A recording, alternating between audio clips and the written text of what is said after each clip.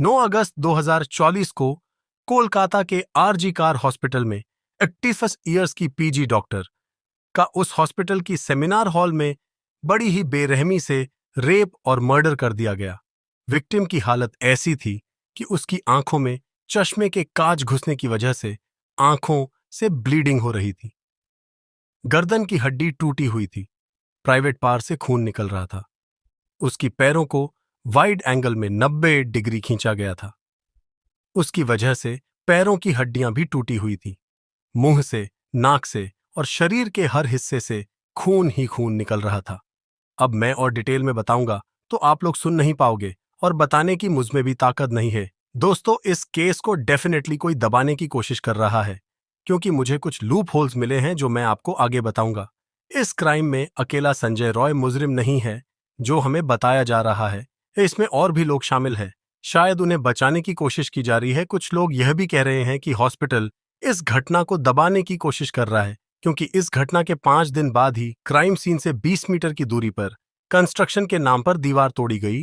तो कुछ लोग यह भी कह रहे हैं कि संजय राय किसी राजनीतिक पार्टी का मेंबर है। तो आइए डिटेल में जानते हैं। 9 अगस्त सुबह 10 बजे आरजी कार हॉस्पिटल से एक कॉल आया। पीड़ित डॉक्टर के पिता ने कॉल उठाया।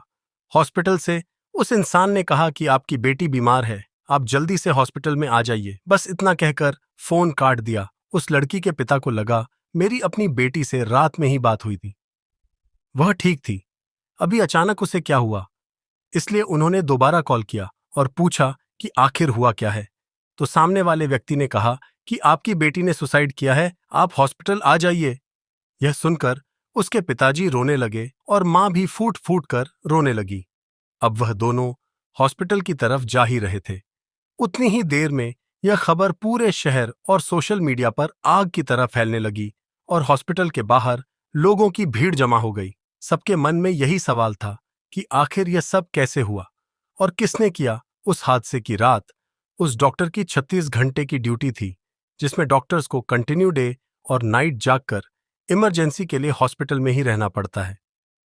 उन्हें खाना पीना, नहाना, फ्रेश होना सब कुछ हॉस्पिटल में ही करना पड़ता है।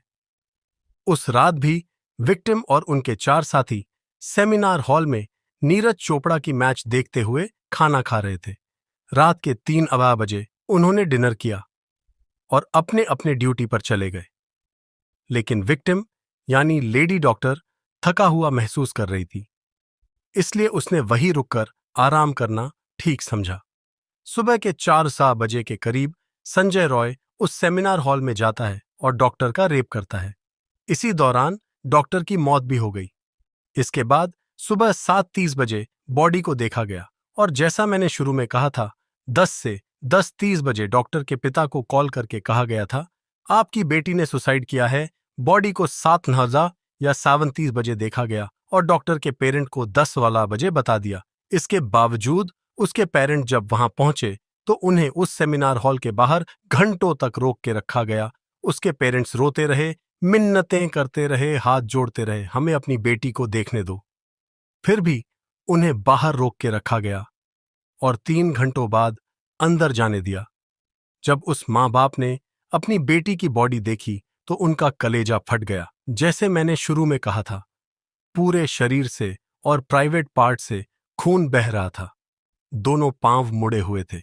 यह देखकर कोई भी बता सकता है यह एक सुसाइड नहीं बल्कि रेप और मर्डर है। लेकिन फिर भी क्यों हॉस्पिटल वाले इसे आत्महत्या कह रहे थे? क्यों उसके पेरेंट्स को 3 घंटों बाद बुलाया गया और क्यों उन्हें 3 घंटों तक हॉल के बाहर रोक के रखा गया? यही इस घटना के कुछ लूप होल्स है। यही नहीं बल्कि उस हॉस्पिटल के प्रिंसिपल ने यह भी कहा था कि विक्टिम को साइकोसिस नाम की इलनेस थी, इसलिए उसने सुसाइड किया। आखिर हॉस्पिटल किसे बचाने की कोशिश कर रहा है? जब विक्टिम की बॉडी को पोस्टमार्टम के लिए भेज दिया गया और जो रिपोर्ट निकलकर सामने आई, उसके बाद सारे लोग गुस्से से भर गए और यह जायज भी था। रिपोर्ट में आया था कि विक्टिम के साथ बहुत ही बुरी तरीके से रेप किया गया है। उसका एब्डोमेन, राइट हैंड और मुंह बुरी तरीके से इंजर्ड है। उसका कॉलर बोन बुरी तरीके से टूटा हुआ है। पोस्टमार्टम के रिपोर्ट से यह बात तो साफ हो गई कि यह कोई सुसाइड नहीं बल्कि रेप और मर्डर है।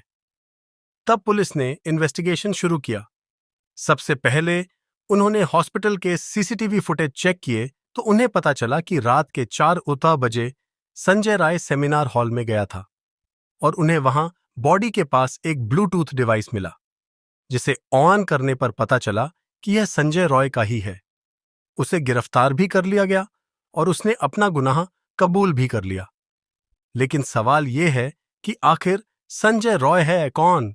संजय रॉय एक वॉलंटरी को ट्रैफिक के समय या ऐसे ही छोटे मोटे काम के समय मदद करने वाला वह कोलकाता पुलिस का स्टिकर अपने बाइक पर लगाकर घूमता था और कोलकाता पुलिस की टी शर्ट और कैप भी पहनता था। यह आदमी ना पुलिस वाला था ना हॉस्पिटल में काम करने वाला, फिर भी उसे रात के 4 बजे हॉस्पिटल में एंट्री कैसे मिली? अब यह तो आपने सुना होगा कि संजय की 4 शादियां हुई थीं और उसकी 3 बीवियां उसे छोड़कर चली गईं। है उसके इसी बर्ताव के कारण। लेकिन इसके अलावा यह भी पता चला है कि संजय रॉय का यह पहला क्राइम नहीं है। इससे पहले उसने आरजी कार हॉस्पिटल से ही एक महिला का नंबर चुराकर उसे फोन करके धमका था कि मुझसे मिलने आ जाओ। इसके अलावा कुछ महीनों पहले ही एक लेडी डॉक्टर ने संजय के ऊपर मिसबिहेविंग का केस किया था। इतने सारे क्राइम करने के बावजूद उसके ऊपर कोई एक्शन क्यों नहीं लिया गया? आपको क्या लगता है कि इस क्राइम में संजय के अलावा और भी लोग शामिल हैं? क्या इस केस को यहीं पर दबाने की कोशिश की जा रही है? आखिर मांजरा क्या है?